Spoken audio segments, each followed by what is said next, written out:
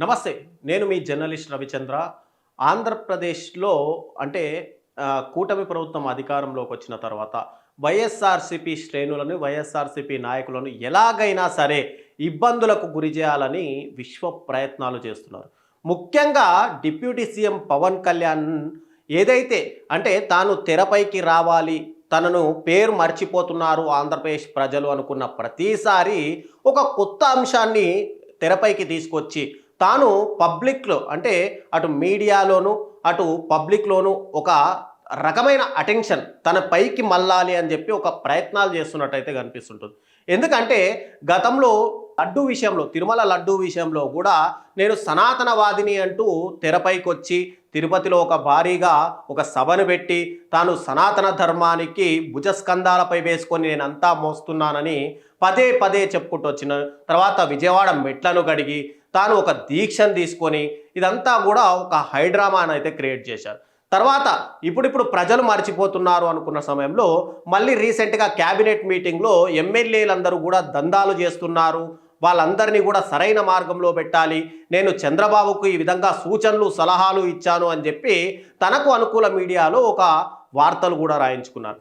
ఇప్పుడు రీసెంట్గా ఒక హెలికాప్టర్లో అంటే సినిమా షూటింగ్ చేసే విధంగా సినిమా షూటింగ్ మించి ఒక బిల్డప్ ఇచ్చుకోవాలనే పద్ధతిలో ఒక హెలికాప్టర్ను తీసుకెళ్ళి ఇక్కడ మంగళంపేట దగ్గర ఉన్నటువంటి పెద్దిరెడ్డి రామచంద్రారెడ్డికి సంబంధించినటువంటి భూములు పూర్తిగా కబ్జాకు గురయ్యాయి, ఎవరు కబ్జా చేసిన అటవీ భూములను నేను ఖచ్చితంగా శిక్షిస్తాను, వాటిని సంరక్షించాల్సిన బాధ్యత ప్రతి ఒక్క పౌరుడిపైన ఉంది, వాటిని పేదలకు అప్పగిస్తాను అని చెప్పి ఒక పెద్ద స్టేట్మెంట్ ఇస్తూ అటు హెలికాప్టర్లో తిరుగుతూ ఒక వీడియో ఫుటేజ్ తీసుకొచ్చి ఒక పెద్ద బాంబు పేలుస్తున్నాను అని చెప్పి తాను పేల్చాను అనుకుంటున్న ఒక బాంబు పూర్తిగా తుస్సుమనైతే అంది. ఎందుకంటే పెద్దిరెడ్డి రామచంద్రారెడ్డి కబ్జా చేశారు, ఆయన ఒక కబ్జా కోరు అని చెప్తున్నటువంటి పవన్ కళ్యాణ్ గారు రీసెంట్గా ఏదైతే పెద్దిరెడ్డి రామచంద్రారెడ్డికి సంబంధించినటువంటి మంగళంపేటలో ఉన్నటువంటి 75.74 ఎకరాలు ఏవైతే ఉన్నాయో అవన్నీ కూడా అటవీ భూములకు సంబంధించినవి కావు అని చెప్పి ఇక్కడ ఆంధ్రప్రదేశ్లో ఉన్నప్పుడు అంటే ఉమ్మడి ఆంధ్రప్రదేశ్లో ఉన్నప్పుడు కిరణ్ కుమార్ రెడ్డి ముఖ్యమంత్రిగా ఉన్న సమయంలోనే వాటినన్నింటినీ కూడా పూర్తిగా ల్యాండ్ అన్నింటికి పరిశీలించి ఇవన్నీ కూడా కబ్జా కాలేదు అని చెప్పి ఒక స్టేట్మెంట్ అయితే ఇచ్చారు. ఆ తర్వాత ఆంధ్రప్రదేశ్ విడిపోయిన తర్వాత, రెండు రాష్ట్రాలుగా విడిపోయిన తర్వాత అటు చంద్రబాబు నాయుడు అధికారంలోకి వచ్చిన తర్వాత కూడా ఈ ఏదైతే 76.74 ఎకరాల భూమిని పూర్తిగా సర్వే చేయించి పెద్దిరెడ్డి రామచంద్రారెడ్డి కుటుంబము ఇక్కడ కబ్జా చేయలేదు, అవి వాళ్లకు సంబంధించిన భూములే అని చెప్పి ఒక నిర్ధారణ కూడా చేశారు. తర్వాత పవన్ కళ్యాణ్ రీసెంట్గా మళ్ళీ అవే భూములకు సంబంధించి ఈ 76.74 ఎకరాలు పూర్తిగా కబ్జా అయ్యాయి అని చెప్పి ఆయన ఒక స్టేట్మెంట్ని అయితే తీసుకొచ్చారు. దీనిపైన అటే ప్రభుత్వంలో ఉన్నటువంటి ఒక అధికారి principal chief conservator of forest అంటే PCCFగా ఉన్నటువంటి చలపతిరావు దీనిపైన స్పందించారు. ఏవైతే పవన్ కళ్యాణ్ ఆరోపిస్తున్నటువంటి 76.74 ఎకరాలు ఇవి పూర్తిగా పెద్దిరెడ్డి కుటుంబానికి సంబంధించినటువంటివే, దీనిలో ప్రభుత్వ భూములు లేవు అని చెప్పి ఒక నిర్ధారణకు వచ్చారు. కాకపోతే ఆ ఫెన్సింగ్ ఏదైతే ఉందో ఆ భూములకు సంబంధించి ఆ ఫెన్సింగ్ అవుట్ ఉండడంతో ఇక్కడ ఈ రకమైన ఆరోపణలు వస్తున్నాయని చెప్పి ఆయన బహిరంగంగానే ఒక స్టేట్మెంట్ అయితే ఇచ్చారు. దీనిపైననే అటు పెద్దిరెడ్డి రామచంద్రారెడ్డి కొడుకు అయినటువంటి మిథున్ రెడ్డి కూడా స్పందించారు.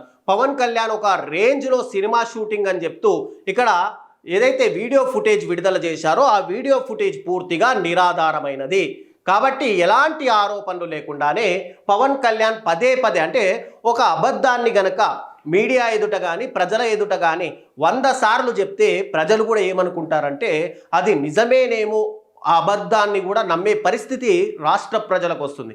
అలాగే కూటమి గవర్నమెంట్ అధికారంలోకి వచ్చిన తర్వాత కూడా వైఎస్ఆర్సీపీ నాయకులకు సంబంధించి పదే పదే కేసులు నమోదు చేయడం, లిక్కర్ స్కామ్లో వాళ్ళ పేర్లు ఉన్నాయనడం, తర్వాత వాళ్ళు భూ కబ్జాలు చేశారనడం, ఇసుక దందాలు చేశారనడం, ఇలా ప్రతిదీ కూడా ఏదో ఒక రకమైన స్టేట్మెంట్ పాస్ చేయడం, దాంట్లో తర్వాత నిజమైన ఆరోపణలు లేకపోవడంతో అవన్నీ కూడా మళ్ళీ కేసులు కొట్టేయడం, ఇవన్నీ కూడా మనం చూస్తూనే ఉన్నాం. ఇలాగే ఇప్పుడు కూడా సేమ్ అదే రకంగా పవన్ కళ్యాణ్ భూముల విషయంలో తల దూర్చి అటవీ శాఖ మంత్రిగా ఉన్నటువంటి నా భూములనే కబ్జా చేస్తారా అన్నట్టుగా ఆయన ఒక పెద్ద ఇక్కడ ఒక బిల్డప్గా సినిమా స్టైల్లో ఒక రేంజ్లో హెలికాప్టర్లో ప్రయాణం చేస్తూ వీడియో ఫుటేజ్ తీసుకొచ్చి బాంబు పేలుస్తానని చెప్పడం, అది తీవ్రంగా చివరికి పూర్తిగా అది ఆయన మెడకే చుట్టుకోవడంతో ఇక్కడ ప్రభుత్వం కూడా ఏం మాట్లాడలేని పరిస్థితి అయితే వచ్చింది. ఎందుకంటే చంద్రబాబు నాయుడే ఆ భూముల్ని సర్వే చేయించారు. తర్వాత ఇక్కడ కిరణ్ కుమార్ రెడ్డి ముఖ్యమంత్రిగా ఉన్నప్పుడు అవే భూములని ఇక్కడ పూర్తిగా సర్వే చేయించారు. అప్పుడు పూర్తిగా అవి ప్రభుత్వ భూములు కావు, అటవీ శాఖకు సంబంధించిన భూములు కావు అని తేలిన తర్వాత కూడా మళ్ళీ కొత్త డ్రామాని తెరపైకి తెచ్చి అవి అటవీ భూములే అని పదే పదే చెప్పే ప్రయత్నాలు చేస్తూ పవన్ కళ్యాణ్ ఒక మీడియాలో తన పైన ఒక అటెన్షన్ రావాలని, తనను మర్చిపోవద్దు అని చెప్పి ప్రజలందరికీ కూడా దగ్గరయ్యే ప్రయత్నాలు చేస్తూ పూర్తిగా నిరాధారమైన ఆరోపణలు చేస్తూ తన ప్రతిష్ట, తన పరువుని తానే పూర్తిగా కోల్పోతున్న పరిస్థితి మాత్రం ఇక్కడ ఆంధ్రప్రదేశ్లో క్లియర్ కట్గా మనందరికీ కనిపిస్తుంది.